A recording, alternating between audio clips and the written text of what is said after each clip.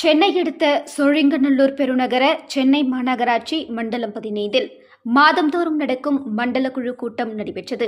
இந்த கூட்டம் மண்டல குழு தலைவர் VE மதியழகன் தலைமையில் நடைபெற்றது. இந்த கூட்டத்தில் மாமன்ற உறுப்பினர்கள் இந்த மழைக்காலத்தில் தண்ணீர் தேங்காமல் மோட்டார் வைத்து நீர் உடனுக்குடனேயே வெளியேற்றுவதாக மாநகராட்சி ஊழியர்களுக்கு நன்றியினை தெரிவித்தனர்.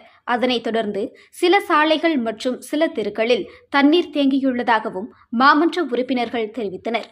அதனைத் தொடர்ந்து மண்டல குழு தலைவர் VE மதியழகன் அனைத்து தீர்மானங்களும் நிறைவேற்றிவிட்டதாகவும் மற்றும் சிறு சிறு குறைகள் இருந்தால் அதனை உடனே சரி செய்யுமாறும் அதிகாரிகளுக்கு உத்தரவிட்டார்.